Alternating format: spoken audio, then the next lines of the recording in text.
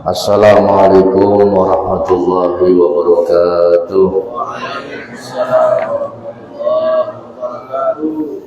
Bismillah, alhamdulillah, wassalatu wassalamu ala rasulillah Sayyidina Muhammad ibn Abdullah wa ala alihi wa sahbihi wa man tabi'a sunnatahu wa qtada bihuda. Subhanaka la ilma lana illa ma 'allamtana innaka antal alimul hakim. Rabbi shrah li sadri wa yassir li amri wahlul 'uqdatam min lisani yafqahu qawli wasaddid lisani wahdi qalbi bihaqqil qur'anil azim wa rasulil karim sayyidina Muhammadin wa ala alihi wa sahbihi ajma'in. Alhamdulillah, kita bersyukur kehadirat Allah Subhanahu wa taala atas limpahan karunia nikmat yang Allah berikan kepada kita hingga pada malam hari ini. Allah masih memperkenankan kita untuk duduk bersama dalam rangka menunaikan salah satu kewajiban kita sebagai umat Islam, yaitu menuntut ilmu agama. Mudah-mudahan apa yang kita lakukan diterima dan diberikan manfaat yang besar baik dalam urusan dunia, agama maupun akhirat. Allahumma amin ya rabbal alamin.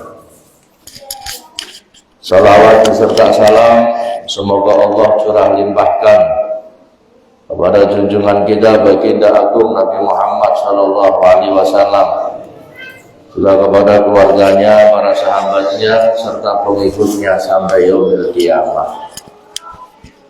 Hadirin, kita lanjutkan pelajaran kita, hadis yang ke-93. Al-haditsul tsalis wa tis'un. Hadis yang ke-93 an Abi Sa'id Al-Khudri radhiyallahu anhu, dari sahabat Abu Sa'id Al-Khudri, semoga Allah meridhoinya, anin Nabi sallallahu alaihi wa alihi wasallam, dari Nabi Muhammad sallallahu alaihi wasallam, qala, beliau bersabda, la tusahib illa mu'mina, janganlah kalian berteman illa mu'mina, kecuali dengan orang yang beriman. Berteman di sini berteman yang ketemu sehari-hari atau bergaul. Kalau berteman dengan siapa saja asal tidak bergaul terlalu dalam nggak ada masalah. Hubungan bisnis boleh, dengan non-Islam boleh, nggak ada masalah. Yang penting jangan bergaul. Kalau bergaul itu sampai terlalu dalam. Kalau mau bergaul terlalu dalam, jangan bergaul kecuali dengan orang yang beriman. Wala ya'kul ta'amaka illa taqiyyun, dan janganlah memakan makanan kamu kecuali orang-orang yang bertakwa.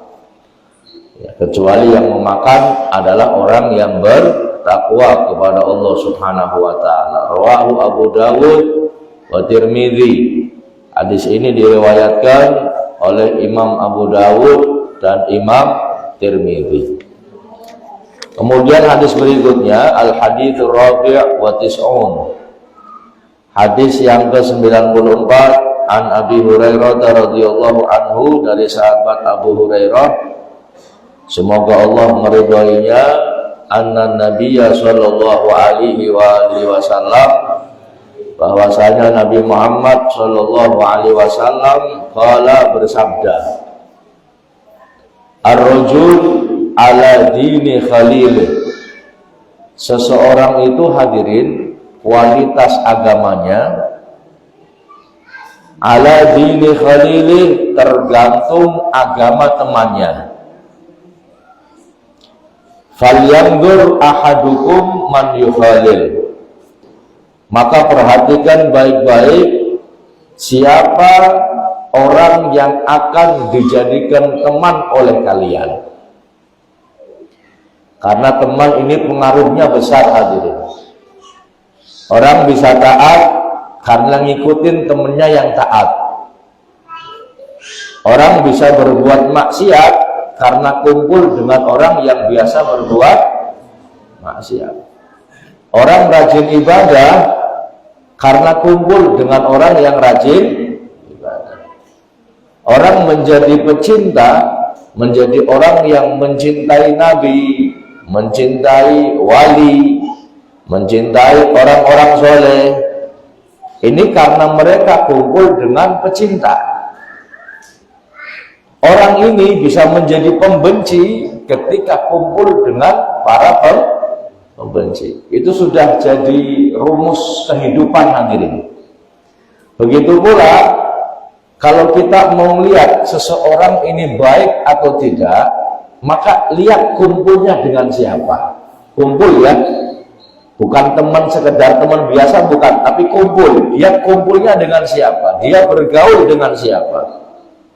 Kalau dia bergaul dengan orang-orang yang baik, insya Allah dia ini orang bergaulnya dengan orang-orang masjid, dengan orang-orang musola, orang yang ahli ibadah, yang akhlaknya baik, yang rajin pengajian, maka insya Allah hadirin orang ini adalah orang baik. Ya. Makanya kalau kita mau cari mantu ibu-ibu, nimpan boleh nopo mantu, anak wong sing jaluk, anak wadone jenengan, nggak perlu tanya orangnya langsung, Mas sampean apik apa ora? Kabeh wong takoni apik apa ora mesti jawabannya apik. Iya. Kalau ada orang ditanya, kamu itu orang yang baik enggak? Mesti jawabnya apik. Malah kadang-kadang ditambah, lah laka wong sing apik kayak nyong laka. Biasanya kayak gue. Lah kita nggak perlu tanya langsung hadirin. Terus bagaimana untuk bisa mengetahui kalau orang itu baik atau tidak? Lihat temennya. Dengan siapa dia berkumpul? Kalau dengan orang baik, insya Allah dia itu orang baik. Maka lihat kualitas agama seseorang, lihat dengan siapa dia berteman. Kalau temannya orang baik, insya Allah kualitas agamanya juga orang baik, kualitas agamanya baik. Hadis yang ke-95, Al-Hadithul Khamis wa Tis'un. Hadis yang ke-95 an Abi Musa Al-Ash'ari radhiyallahu anhu, dari sahabat Abu Musa Al-Ash'ari, semoga Allah meridhoinya, anna Nabiyya sallallahu alaihi wasallam, bahwasanya Nabi Muhammad sallallahu alaihi wasallam qala, bersabda, al-mar'u ma'a man ahad, seseorang besok akan berkumpul dengan orang yang dicintai. Wa fi riwayatin qala qila lin nabiy sallallahu alaihi wasallam, ada orang bertanya kepada Nabi Muhammad sallallahu alaihi wasallam, ar-rajul yuhibbul qaum wa lamma yalhaqu bihim, qala al-mar'u ma'a man ahad, seseorang mencintai satu kaum tapi dia tidak pernah berjumpa, tidak pernah bertemu dengan kaum tersebut. Bagaimana ya Rasulullah? Orang ini ditempatkan dengan siapa ya Rasulullah? Dia cinta sama orang yang tidak pernah bertemu. Kemudian Nabi Muhammad bersabda, al-mar'u ma'a man ahad, seseorang itu akan dikumpulkan bersama dengan orang yang dicintai. Jenengan nang dunia seneng sama orang soleh, cinta sama orang yang bertakwa, terlebih dengan cinta kepada Nabi Muhammad SAW, maka insya Allah besok akan dikumpulkan bersama dengan Nabi Muhammad. Seorang Badui datang kepada Rasulullah, yang Nabi lagi khutbah hadirin, tahu-taunya Badui datang. Badui ini terkenal orang yang nggak punya adab. Jadi orang dalam Kanjeng Nabi lagi makan, lagi mulang, lagi khutbah, lagi apapun, kalau dia mau tanya langsung tanya hadirin. Jadi nggak punya unggah-ungguh, nggak punya adab. Rasulullah lagi khutbah, Kemudian Badui itu ngacung, ya Rasulullah, mata sa'ah. Ya Rasulullah, kapan kiamat itu?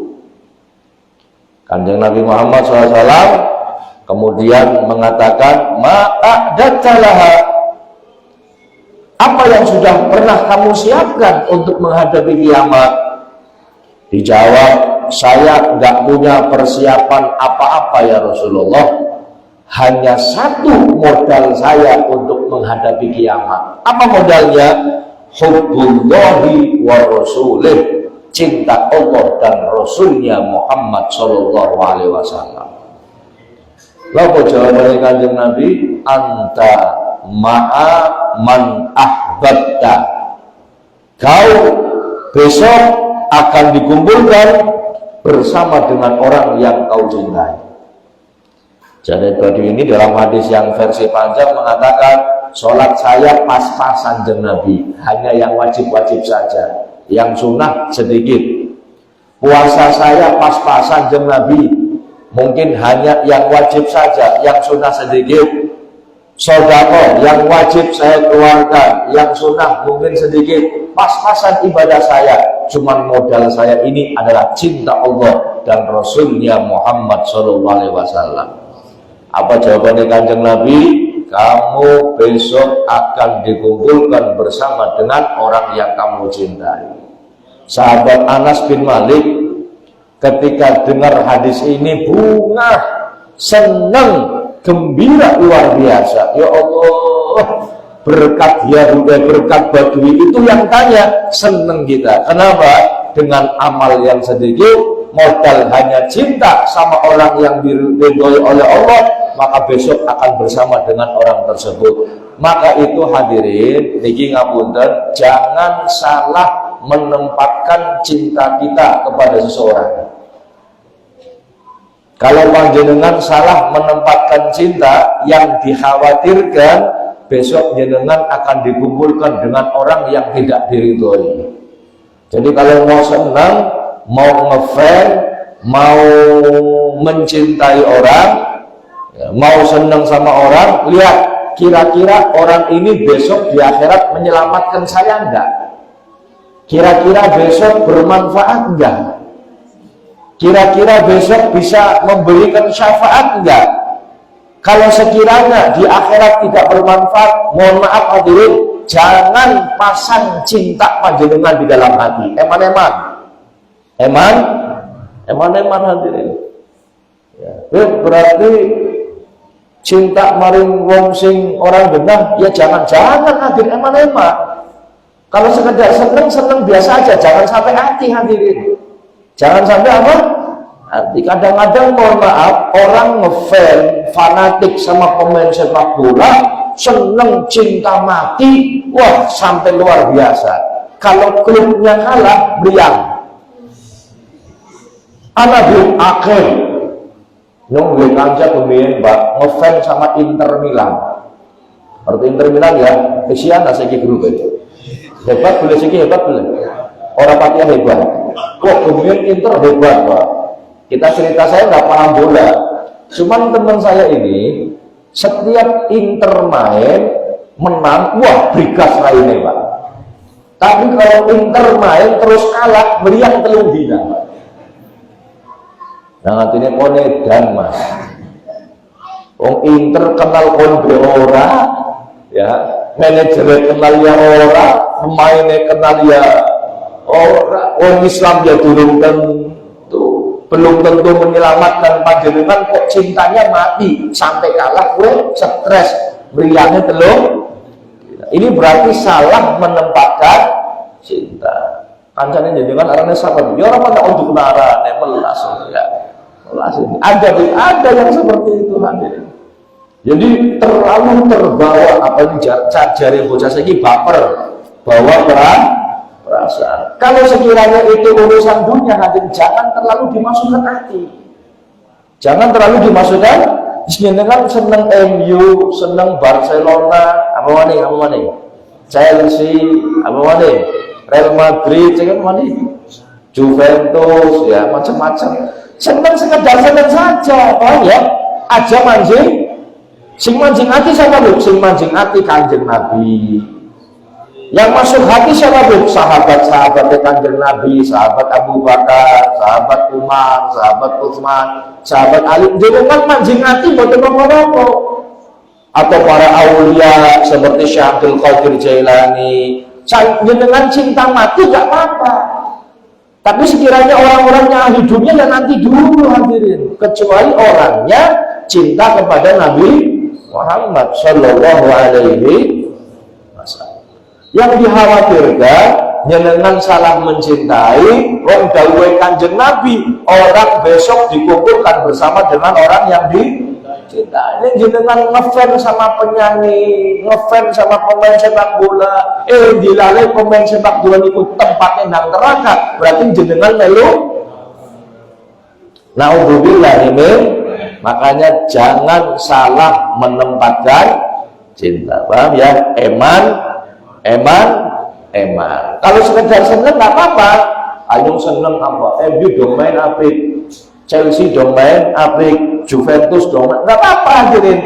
Tapi mau sampai balas nomor, jangan hadirin, berbahaya. Ini sekedar tentang manfaat mencintai orang-orang yang sekiranya besok bisa menyelamatkan kita, dan juga sekaligus mengingatkan kita jangan sampai salah di dalam mencintai orang lain yang sekiranya nggak membawa manfaat besok di akhirat. Jangan hadirin. Yang jenengan mesti berpikir cerdas. Kalau ternyata orang itu membawa manfaat besok di akhirat, cintai setengah mati nggak apa-apa, bahkan sampai mati pun nggak apa-apa. Insya Allah akan bermanfaat untuk kita semuanya. Allahumma amin ya rabbal alamin. Kita lanjutkan hadirin pelajaran kita, kitab Sulamut Taufik. Kitab Sulamut Taufik. Kemarin tentang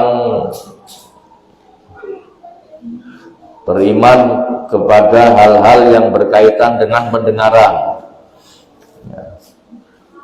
sampai kepada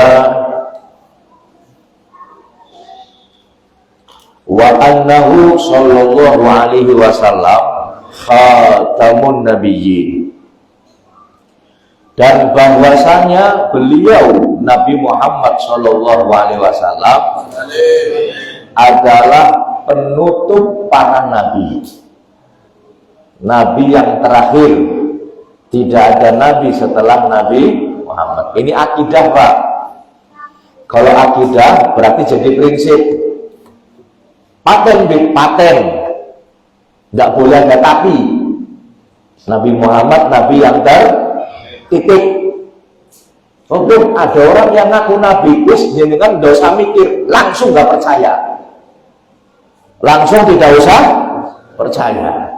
Itu bisa mabur, senajan bisa mabur, bisa ngilang, sekalipun bisa ngilang, bisa ngobati orang belum lumpuh, jadi bisa pelaku, sekalipun bisa ngobati orang. Kalau ngaku nabi, jenengan langsung ingkar di dalam hati bahwa itu bukan nabi. Paham ya Pak ya? Sebab nang Indonesia niku hadirin payu, wong sing ngaku nabi niku payu hadirin. Kenapa? Ada pengikutnya. Saya nggak begitu heran sama orang yang ngaku nabi, karena alhamdulillah dari kecil kita dididik ya dengan keyakinan kita, akidah kita bahwa tidak ada nabi setelah Nabi Muhammad. Jadi saya nggak heran. Yang saya heran, ada saja orang yang mempercayainya. Masih saja ada orang yang percaya. Oh, sampai ada pengikutnya, hadirin. Ya. Sampai anak tukang bakso aku jadi nabi hadirin. Ya Allah, ada di Tegal, dekat dengan Tegal. Daerah mana? Menjaga kode etik jurnalistik tidak saya sebutkan daerahnya hadirin. Dulu pernah ada hadirin. Ada pengikutnya. Nah ini yang jadi masalah. Ada pengikutnya hadirin. Ya, dulu ada tuh, sempat terkenal, sempat viral di televisi, pengikutnya puluhan ribu. Yang heran kising melu nih kepriben ceritanya. Nah inilah pentingnya hadirin duduk di majelis ilmu, supaya panjenengan ngerti mana yang benar, mana yang salah, mana yang hak, mana yang batil. Jangan modal handphone hadirin, modal handphone jenengan dipermainkan akalnya. Akhirnya yang hak, yang benar kelihatan salah, yang salah kelihatan benar. Jenengan bingung diombang-ambing. Kenapa? Karena nggak ada ilmu, nggak ada panutannya. Orang kalau punya ilmu, mateng ilmunya, benar-benar ngaji, istiqomah ilmunya hadirin, nyekeli guru, insya Allah tidak akan goyah hadirin. Orang meyek temen, orang meyek jiwa. Orang melu-melu, orang turun guyung, mana ngalor, melu-ngalor. Anak ngidul, melu ngidul. Anak ngulur, melu ngulur. Anak wong nganggone tapi melu tapian. Nganggo sarung, melu sarung. Nganggo batik, melu batikan. Nganggo kopiah putih, kopiah putih. Nganggo sing ireng, melu ireng. Nganggo bluwuk, melu bluwuk. Ini nggak punya pendirian. Makanya istiqomah ngaji. Jadi tahu mana yang benar, mana yang salah. Ini jenengan durung puas, nyong durung puas penjelasannya. Tanya hadirin sampai puas. Sampai apa? Puas. Sampai jenengan benar-benar paham. Yang penting jangan dicampuri dengan hawa nafsu. Jangan dicampuri dengan hawa nafsu. Orang yang sudah punya pendirian yang kokoh, duit cekelan hadirin, fitnah apapun, video apapun, potongan media sosial apapun nggak akan guna. Duit cekelan. Tapi yang jenengan kadang ngaji, kadang orang malah orang ngaji. Belum doni banyak kiri, doni barang udah kuning, doni itu. Orang ngerti ilmu nih, akhirnya keker hadirin. Ini orang yang seperti ini hadirin, ini bingung hadirin. Orangnya kekaton, mesti wajahnya RPP, rada pelongo-pelongo hadirin. Tapi ini ngaji, insya Allah istimewa hadirin. Kenapa? Paling tidak jenengan tidak akan goyah dengan fitnah yang terjadi. Allahumma amin ya robbal. Orang yang ngaku nabi hadirin, itu paling pas menurut ulun, menurut saya. Yang paling pas itu bukan di penjara hadirin. Yang paling pas masuk rumah sakit jiwa. Yang paling pas. Kenapa? Karena ini ajaran agama yang sudah dikenal. Semua orang tahu tidak ada nabi setelah nabi. Oh, anak wong ngaku kan berarti rada apa? Sing paling pas yang di RSJ, rumah sakit yang paling pas.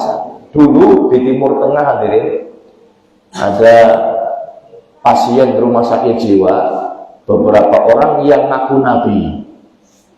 Ada ngaku nabi. Sudah mereka dikumpulkan, diteliti sama dokter setiap seminggu atau sebulan sekali. Kira-kira sing isi edan apa, sing setengah waras apa, sing waras apa. Oh, dokter kan teliti hadirin. Dokter meneliti tak ini, oke, pasien siji A. Ibu, Allah Rasulullah Shallallahu Alaihi Wasallam ngaku nabi, masih ngaku nabi hadirin. Saya adalah Rasulullah. Dokter, kondom mengundang nyong Rasulullah. Oh ya top maning. Oh berarti ini si kentir. Jadi dokter lo, siapa? Si kentir. Lah kancane temennya hadirin, weruh ana wong ngaku rasul, ngaku nabi, kancane sing pada beda ngomong ente kadang nanti bukan hadirin. Kon ke goro, kamu itu dusta. Cara orang Tegal ngomong kon ke dobel. Jare kancane, is dokternya nyatet tuh. Kayak sipir ada waras dia sipir. Dicatat tuh, kon bisa ngomong goro, iya kancane nyong ke goro. Si bisa nyong durung ngomong kali jadi rasul, jadi rasul. Ternyata dulu marah-marah hadirin. Ngaku Gusti Allah. Ya kan ada bedanya lah kita si kendir maning. Ya, ini hadirin. Jadi yang paling pas di mana? Paling pas di rumah sakit jiwa. Paham ya? Jadi ini sudah menjadi konsensus, sudah menjadi keyakinan akidah kita bahwa tidak ada nabi setelah Nabi Muhammad sallallahu alaihi wasallam. Wa sayyidu waladi Adam ajma'in, dan Nabi Muhammad adalah pemimpin penghulu anak Adam semuanya. Manusia semua, manusia hadirin semua, pemimpinnya siapa? Nabi kita Muhammad sallallahu alaihi wasallam. Baik di dunia maupun di akhirat, yang memimpin siapa? Nabi kita Muhammad sallallahu alaihi wasallam. Niki Kanjeng Nabi, alhamdulillah kula lang panjenengan dadi umat Kanjeng Nabi Muhammad. Nabi yang menjadi pemimpin di atas pemimpin dunia maupun akhirat. Bahkan ketika Isra dan Mi'raj, Nabi Muhammad sampai di Masjidil Aqsa, beliau ngimami, bukan ngimami para nabi saja, bahkan ngimami malaikat. Yang jadi imam, yang jadi pemimpin adalah Nabi kita Muhammad sallallahu alaihi wasallam. Semua, dari mulai anak Adam yang pertama sampai semuanya, Nabi Muhammad ini menjadi pemimpin. Lah, Kanjeng Nabi kan diciptakan terakhir, Nabi yang terakhir, betul. Secara zahir Nabi itu diciptakan terakhir, tapi secara makna beliau Nabi Muhammad adalah makhluk Allah yang pertama kali diciptakan. Nurnya Nabi Muhammad ini pertama kali diciptakan oleh Allah Subhanahu wa ta'ala. Sahabat Jabir bin Abdullah pernah bertanya kepada Rasulullah, ya Rasulullah, bi abi wa ummi akhbirni an awwali syai'in khalaqahu Allah qabla al-asya. Ya Rasulullah, demi ayah dan ibuku, beritahu saya siapa atau apa yang pertama Allah ciptakan sebelum Allah menciptakan segala sesuatu. Qala ya Jabir, kemudian Nabi bersabda, ya Jabir, innallaha khalaqa qabla al-asya nura nabiyyika Muhammadin sallallahu alaihi wasallam min nurik. Sesungguhnya yang Allah ciptakan pertama sebelum Allah menciptakan segala sesuatu adalah nur Nabimu Muhammad sallallahu alaihi wasallam, yang diambil dari nurnya Allah Subhanahu wa ta'ala. Jadi nur Nabi Muhammad diciptakan pertama, dan beliau terakhir di dalam penciptaan, terakhir di dalam pengutusan. Nabi Muhammad diutus terakhir tapi diciptakan pertama, dan beliau menjadi pemimpin umat manusia. Allahumma sholli ala Muhammad, Allahumma sholli ala Muhammad, Allahumma sholli wa sallim ala sayyidina maulana Muhammad. Kita lanjutkan hadirin. Faslun fima yukhriju minal Islam. Fasal yang menerangkan apa-apa yang menyebabkan orang itu keluar dari agama Islam.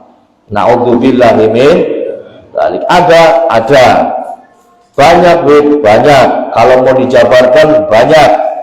Sesuatu yang menyebabkan orang itu keluar dari agama Islam itu banyak hadirin.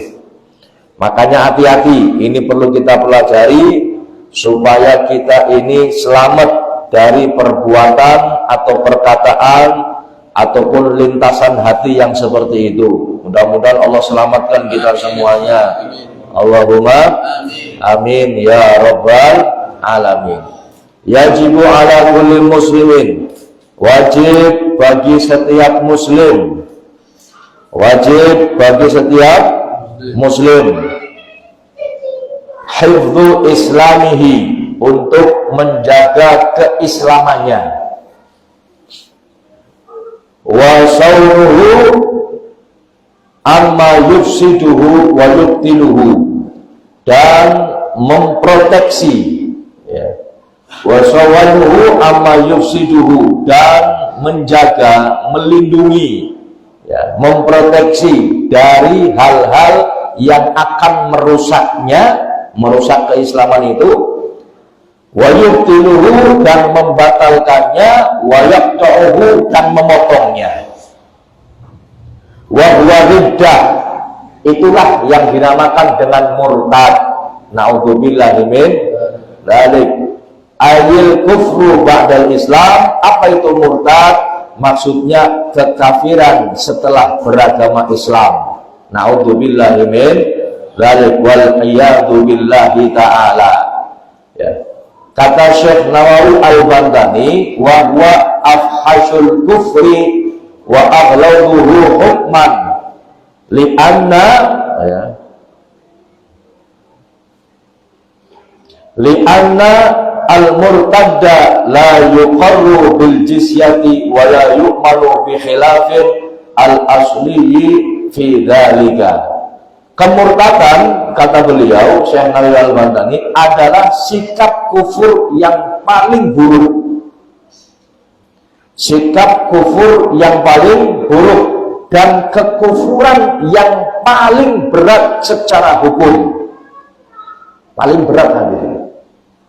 Paling berat dan bisa membatalkan amal kita semuanya.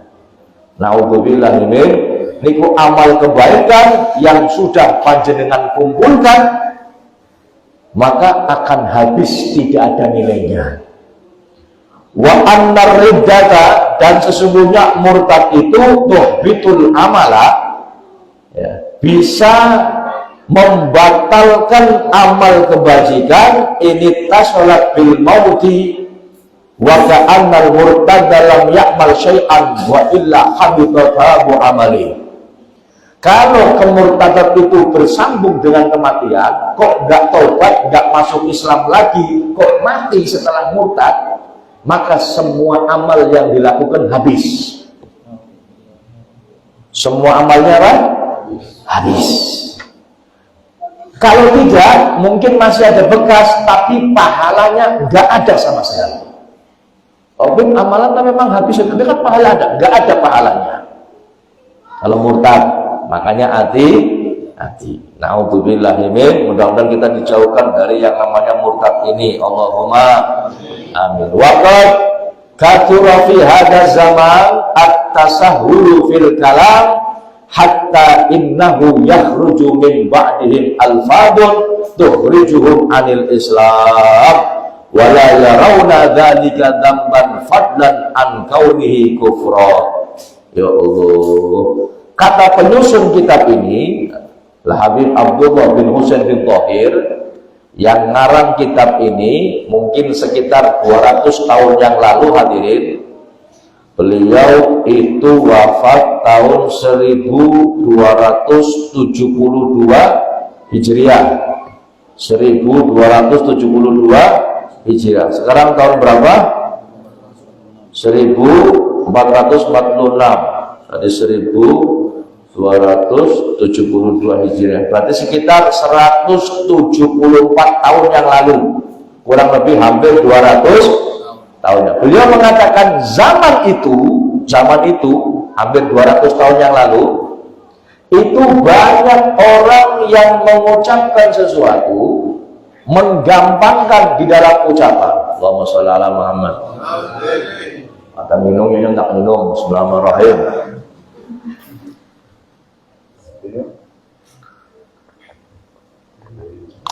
Alhamdulillah.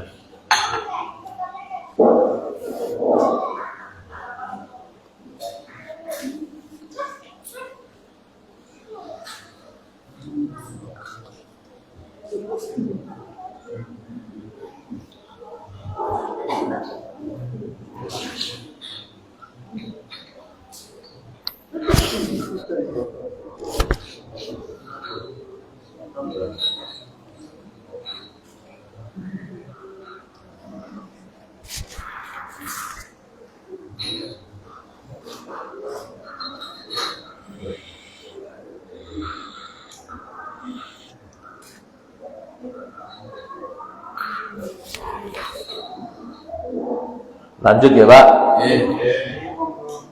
Zaman 200 tahun yang lalu, kenapa? Barangkali saya jelaskan, jenengan sibuk ngombe susu, kok orang rongokna. Soalnya ini penting ini hadirin. Zaman 200 tahun lalu banyak orang yang mengucapkan sesuatu yang membuat dia keluar dari agama Islam tapi bukan sadar. Panjenengan bisa bayangkan kalau 200 tahun yang lalu banyak orang yang nggak sadar mengucapkan sesuatu sehingga membuat mereka keluar dari agama Islam. Lalu bagaimana dengan zaman sekarang? Lalu bagaimana dengan zaman sekarang? Zaman pemerintah, insya Allah panganan isi halal kabeh ya Pak. Nggih, wong isi nandur dewe, ayam yang ngingu dewe, nyembelih dewe, nggih, kadang ana sing nandur pari dewe. Insya Allah hampir halalnya itu hampir 100%. Ning zaman saiki wong padha ngomong lho sing haram be angel kabeh apa meneh lho sing halal. Ini zaman dulu orang yang hati-hati saja banyak yang melakukan, apalagi di zaman sekarang. Makanya hati-hati Pak. Ini tanda-tandanya murtad, alamat-alamatnya murtad. Jangan sampai kita lakukan. Sebab kalau kita lakukan dan kita nggak sadar, kok nggak sampai ngucap syahadat lagi, berarti panjenengan meninggal dunia terus meninggal, matinya dalam keadaan murtad. Walaupun dia dusi kayak wong Islam, ditahlil kayak wong Islam, tapi ternyata ditolak dari wong Islam. Siapa sih nolak? Malaikat Gusti Allah. Malaikat orang bisa dibodohi. Kalau orang bisa dibodohi, malaikat nggak bisa. Naudzubillah min dzalik. Wariddatu salah satu aksamin. Riddah murtad itu ada 3 macam, ada 3 bagian. I'tiqadatun, yang pertama adalah i'tiqad, keyakinan dengan hati. Bisa Bu? Bisa. Walaupun gak diucapkan murtad, bisa saja hadirin. Makanya hati-hati ini. Yang kedua, wa af'alun, yang kedua perbuatan. Wa aqwalun, yang ketiga adalah ucapan. Jadi ada keyakinan, i'tiqad, ada perbuatan, ada ucapan. Wa kullu qismin yatasha'abu syu'aban katsiratan. Dan setiap bagian, baik keyakinan, perbuatan, maupun perkataan, itu bercabang-cabang banyak sekali. Contoh-contohnya, cabang-cabangnya itu banyak sekali. Nanti akan kita berikan contoh beberapa hal, ya supaya kita lebih hati-hati di dalam mengatur hati kita, mengatur perbuatan kita, dan mengatur ucapan kita, supaya tidak masuk ke dalam kategori orang yang murtad tapi kita nggak sadar. Naudzubillah min. Faminal awwali, dan yang pertama, amsilatur riddah bil qalbi, contoh-contohnya murtad dengan hati. Yang pertama, ayul i'tiqadul kufriyah, yaitu i'tiqad kufriyah, keyakinan-keyakinan yang kafir, yang kufur, diantaranya asyakku fillah. Syak fillah, ragu-ragu tentang adanya Allah. Ini biasanya perkara batin Pak, perkara hati. Masa kayak gitu, Gusti Allah orang-orang, berarti Gusti Allah lakak, jangan-jangan. Jenengan ragu-ragu di dalam hati panjenengan, walaupun sudah diucapkan, hati-hati Pak, masuk ke dalam kategori murtad. Kalau sudah kadung seperti itu, cepat-cepat jenengan mengucapkan 2 kalimat syahadat. Asyhadu an la ilaha illallah wa asyhadu anna muhammadar rasulullah. Lah kok tidak sholat itu mengucapkan, tidak usah nunggu sholat Pak. Sholat tetap baca syahadat. Cuman sebelum sholat cepat-cepat jenengan mengucap asyhadu an la ilaha illallah. Paham ya? Ini hati-hati. Yang kedua, au fi rasulihi, atau ragu-ragu di dalam rasulnya. Masa sih yang Nabi bener-bener utusan Gusti Allah, kayak menungsa biasa, malah bojone akeh. Masa Nabi bojone akeh, kok jenengan ragu-ragu? Naudzubillah min dzalik. Berarti masuk ke dalam kategori orang yang murtad. Ini Sulam Taufik, kitabnya kecil Pak, cuman pedes. Dan hampir pesantren-pesantren, terutama pesantren Nahdiyin, pesantren yang NU itu, hampir semuanya mengajarkan kitab ini, Sulam Taufik. Diajarkan oleh kiai-kiai kita secara turun-temurun, dari guru ke guru ke guru sampai kepada pengarangnya. Allahumma sholli ala Muhammad Allahumma sholli ala Muhammad. Allahumma sholli wa sallim ala sayyidina Maulana Muhammad. Jangan sampai ragu-ragu dengan kerasulan Nabi Muhammad sama sekali hadir. Mutlak. Wis jenengan, makanya ini yang jadi masalah hadirin dulu, baru kemarin bukan dulu. Ada namanya fitnah zaman akhir kan macam-macam hadirin. Saya nggak perlu ngomong siapa orangnya. Jadi seakan-akan mendoktrin setiap orang yang melihatnya untuk tidak meyakini ajaran agama Islam. Dengan diputer-puter uteke supaya ada keraguan terhadap agama panjenengan sendiri. Naudzubillahi min mulane ati. Rasul dari mulai Nabi Adam sampai Nabi Muhammad semua utusan Allah. Apapun yang terjadi. Ya, ini keyakinan kita hadirin. Kemudian awil Quran. Yang ketiga, ragu-ragu tentang Al-Quran. Nggak boleh. Saya pernah dilapori teman saya, Pak, yang pertama kali masuk kuliah, rupa-rupanya diajarkan tentang liberalisme, Pak.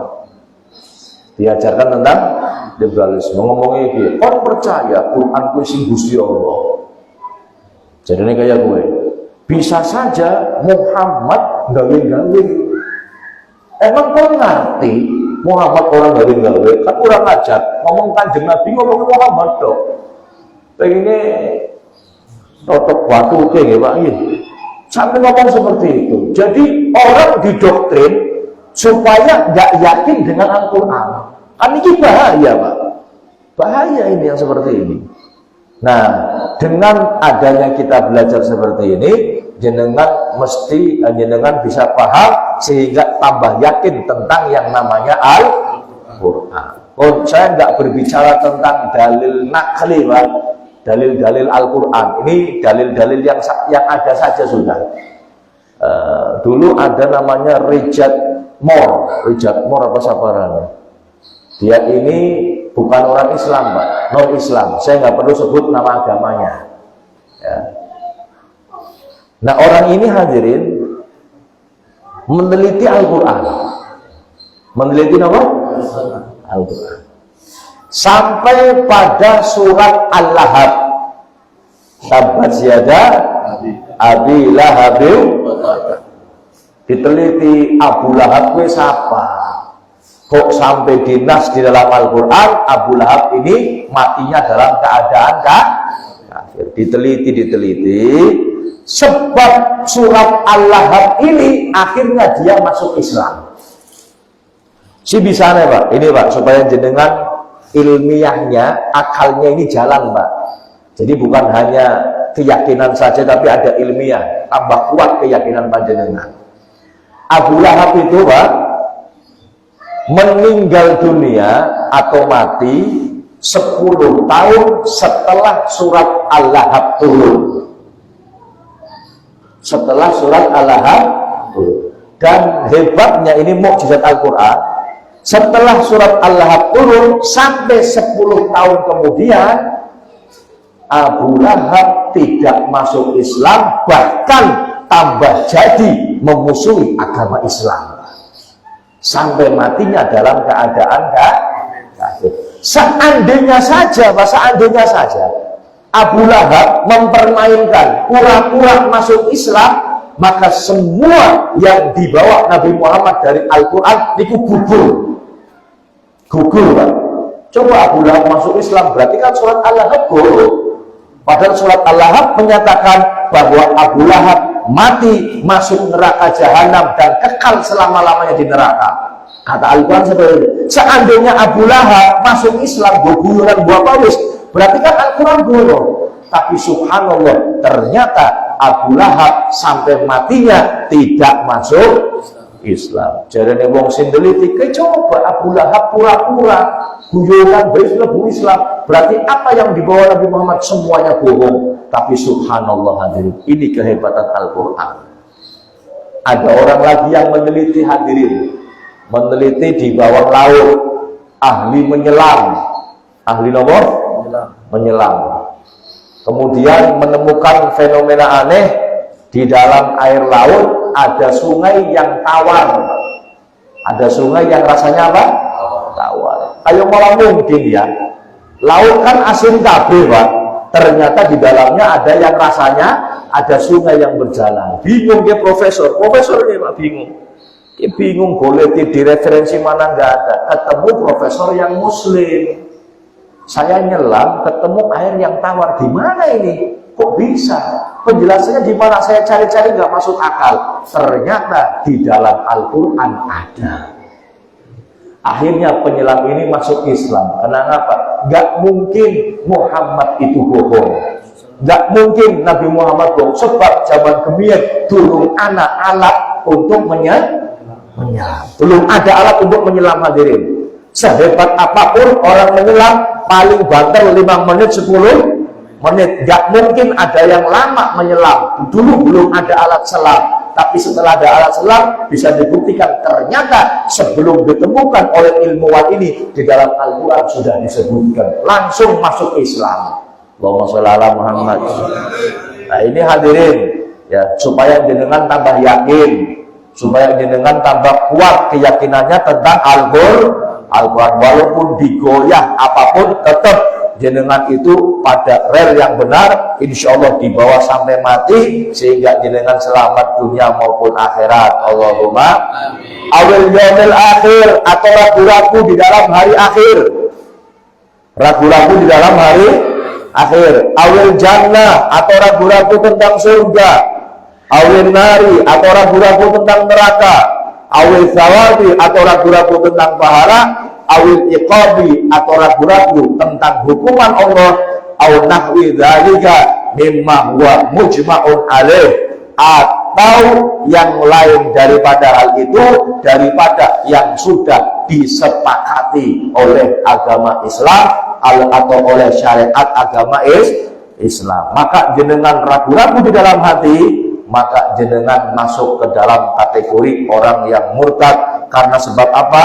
Karena sebab i'tiqad. Na'udzubillahi min dzalik. Mudah-mudahan selamat semuanya. Allahumma amin ya rabbal alamin. Demikian hadirin yang bisa kami sampaikan. Kurang lebihnya mohon maaf. Adzallahu minkum. Wallahul muwaffiq ila aqwamit thoriq. Wassalamualaikum warahmatullahi wabarakatuh.